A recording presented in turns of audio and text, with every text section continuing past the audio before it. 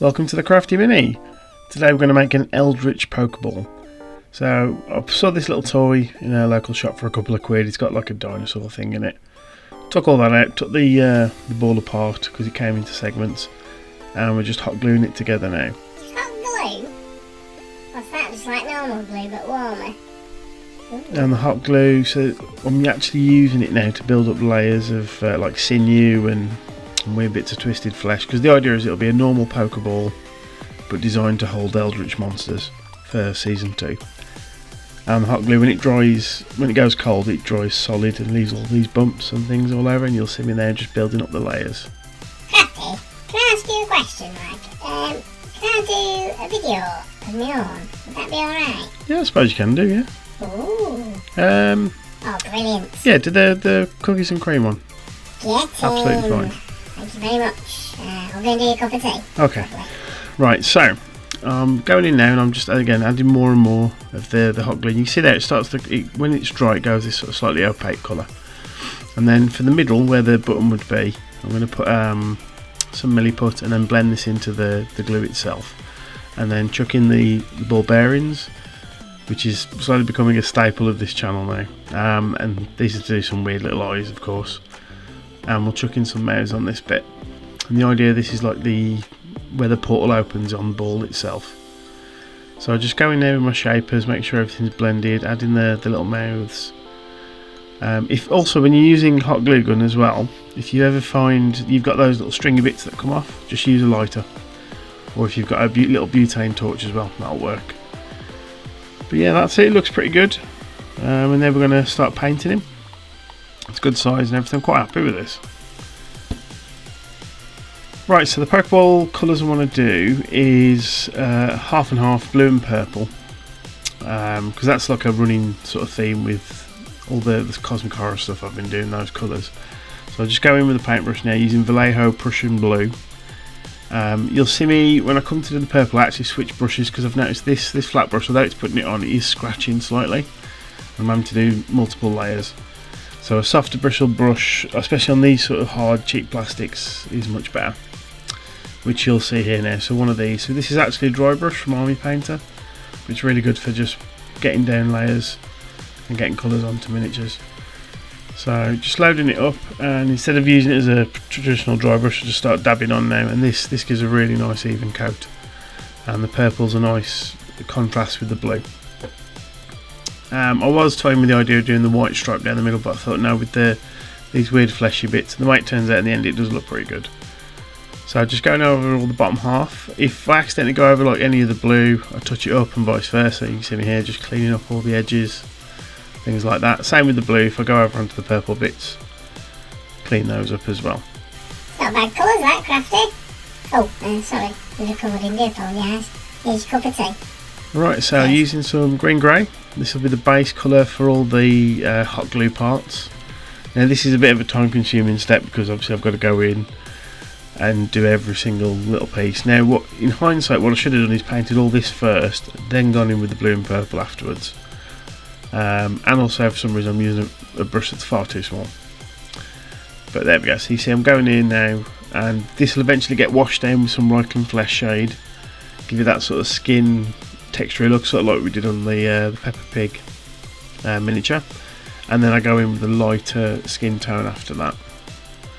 So I'm just using this blue tack just to get it to stand up in place so I can go around the model. And it's quite a cool effect. I mean, maybe I might do something similar, but do harsher lines with the glue gun, looking at it now, and do like almost like lightning effects. But overall I was quite happy with the finished result. And there it is, finished with the Reichland Flesh shade, wash all over just to give it a bit of depth, and then we're going to go in with the pinky flesh colour, which is pink flesh from Vallejo. And like we did on the Peppa Pig and the Texture Goblin, just dabbing it on, building up layers.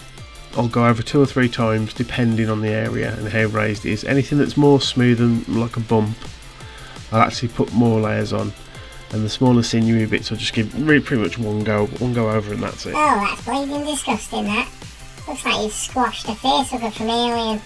You can see here on these sort of smooth bits now, I'll go in a couple of times on these, because the flesh, it's a bit softer, sort of like the belly of the Peppa Pig, so I want that a little bit brighter. And then on top, I'll spend my time now because there's lots of little bits and where the wash has gone into all the recesses and it makes it pop a bit more. So I'll spend my time just going over all these now, making sure everything matches up. And that's it with the flesh bit painted. It's pretty good. Quite like it. Maybe if I'd change something, I maybe wouldn't do as much around the sides, but still looks pretty good. And now we're going to go into just doing the underside and getting these eyes done up. So we'll start off with the black gloss paint, because I've got a special paint which you'll see in a moment that we were going to put on top in multiple layers, and it makes it sort of shine and shimmery. So I get all the eyes done in black gloss. Mouths with the Army Painter Blood Effects paint. And then I go around and start doing the flesh again. Exactly the same method as before. Anything that's sort of larger area gets more coats, just so it makes it stand out a bit more, and the small sinew bits just get one, maybe two at most. And just going around and blending everything in there. And you can see this is the sort of area I was on about now. So this area here will be getting multiple coats because of the large bumps on it. And just going in and picking up all the raised areas. If I anywhere that I've missed out, like there on the side of that sort of skin part, that vein, that's the best word for it, just go in and neaten it up. Again, if you go over the purple or the blue, just neaten it back up with the original colour, it'll cover quite nicely. And then just finishing up now around the eyes. I do like how the Milliput's dried actually, it's got this nice cracking effect, because I put a little bit more of the hardener in than I would normally. And just finishing up this face. Reading thing here about imbuing stuff with Eldritch power. Chung, gully bing gong, chung, and this is the mouth part. So this is the Army Painter Blood Effects paint. It just gives a nice gloss at the end. And just go in just on the edges of the mouth. And looking at it now on the editor, it's pretty disturbing. Right, so this is the Green Stuff World's Colour Shift Metal paints. Psychotic Illusions, quite an apt name.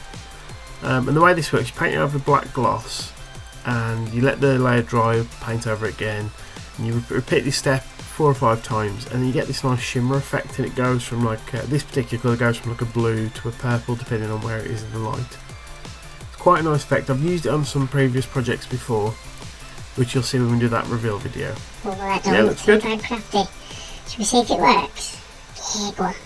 That's right, installed it in like a Pokeball. Yeah, I mean, do I installed it and point it or what? Whoa! Oh, Eldritch power! Oh, it only bleeding works. Oh, that's brilliant shiny.